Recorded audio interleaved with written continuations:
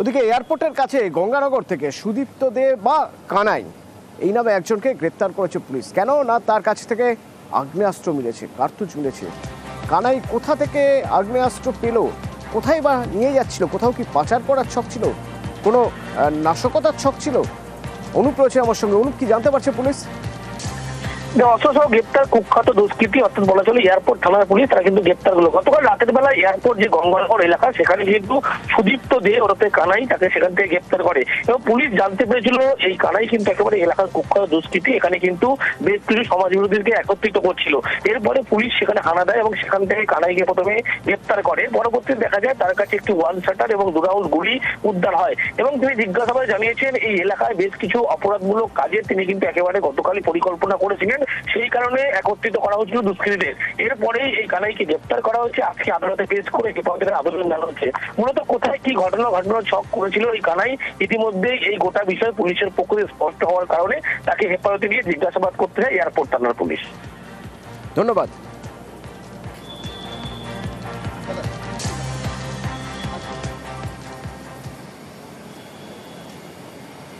এদিকে ক্যানিং এলাকায় দুজন পঞ্চায়েত সদস্যকে রীতিমতো হুমকি দিয়েছে।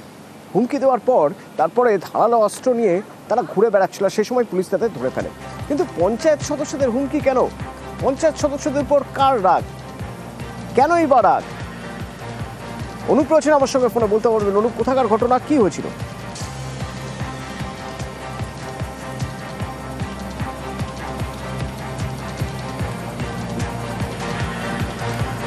দুই তৃণমূল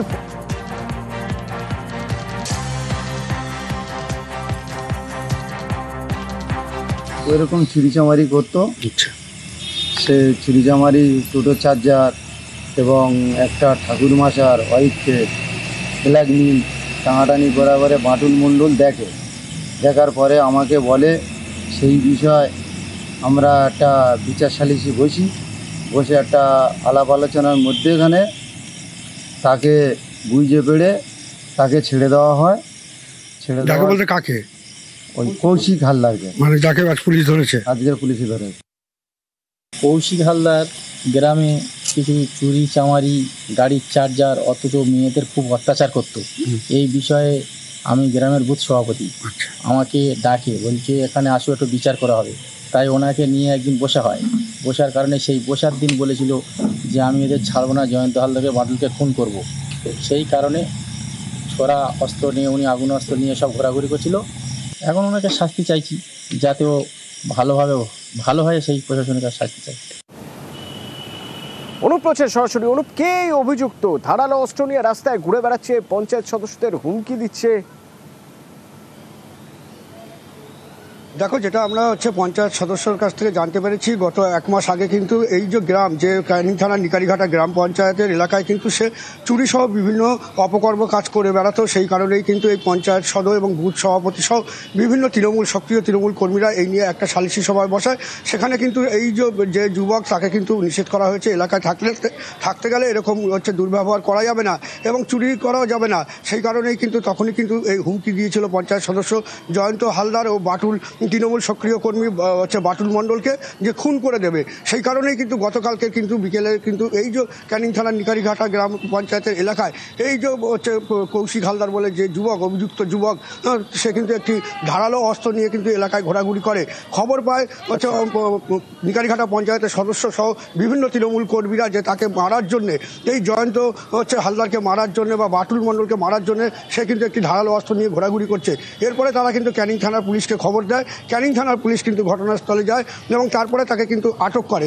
সেই ধারালো অস্ত্র সহ তাকে আটক করে নিয়ে আসে ক্যানিং থানায়। তাকে কিন্তু সারা রাত জিজ্ঞাসাবাদ করা হয় এবং এই ঘটনায় জয়ন্ত হালদার এবং বাটুল মণ্ডল, তারা কিন্তু ক্যানিং থানায় অভিযোগ দায়ের করেছে। অভিযোগের ভিত্তিতে ক্যানিং থানার পুলিশ ঘটনার তদন্ত শুরু করেছে। ইতিমধ্যে তাকে কিন্তু গ্রেপ্তার করা হয়েছে বলে আমরা সূত্র মারফত জানতে পারছি।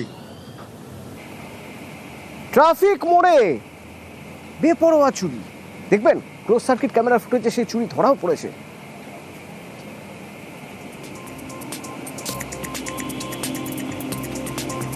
সোদপুরে ওই দেখুন, পার্কিং থেকে ম্যাটাডোর হাওয়া হয়ে গেল, বিটি রোডের পার্কিং থেকে। এরকমই একের পর এক গাড়ি চুরি হচ্ছে, কিন্তু করছে কারা? স্থানীয় ব্যবসায়ীরা তো উদ্বেগে রয়েছেন, তারা খড়দা থানার পুলিশের কাছে নালিশ জানাচ্ছেন, কিন্তু খড়দা থানার পুলিশ এখনো পর্যন্ত কোনো সূত্র খুঁজে পেল? সুবীর রয়েছে আমার সঙ্গে ফোনে। সুবীর,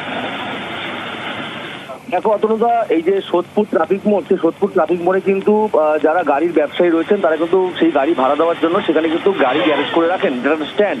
কিন্তু সেই জায়গা থেকে রাতের অন্ধকারে এইভাবে যারা দুষ্কৃতী রয়েছেন তারা কিন্তু একদম নকল চাবি ব্যবহার করে সেই চাবি দিয়ে সেই দরজা খুলে সেই গাড়ি কিন্তু চালিয়ে নিয়ে কিন্তু তারা চুরি করে নিয়ে চলে যাচ্ছে।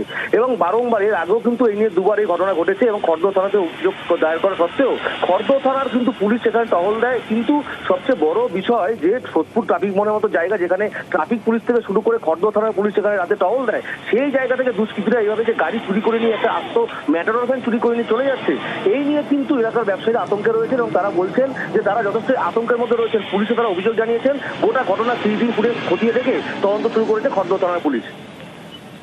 দেখা যাক তদন্তে জানা যায় কিনা এই চুরি কারা করছে, কোনো চক্র কাজ করছে, সেই চক্র কোথাকার? সকালবেলা এসে দেখলো গাড়িটা নেই, তারপর ফোন করলো, ফোনে করে এদিক ওদিক দেখলাম, দেখার পরে সিসিটিভি চেক করলাম, দেখলাম 2:10-এ গাড়িটা নেই, গাড়িটা নিয়ে বেরিয়ে যাচ্ছে। বিটি রোডের ধারে এরকম ধরনের ঘটনা, একটা ট্রাফিক মোড় জনবহুল যায়। 6 মাস আগে একটা এই ধরনের ঘটনা আমাদের বিটি রোডের স্ট্যান্ডে ঘটলো, ঠিক 6 মাসের মধ্যে আবার একটা চুরি। আমরা সেফটি বোধ করছি না, আমরা আনসেফটি ফিল করছি যে রোডের ওপর থেকে এইভাবে গাড়ি চুরি হয়েছে দিনের পর দিন, আমরা কীভাবে ব্যবসা করবো? পুলিশের কোনো সহযোগিতা পেয়েছেন এখনো পর্যন্ত? হ্যাঁ, ওনারা এসেছিল, জায়গা ভিজিট করেছে, ওনারা আশ্রয় দিচ্ছে যে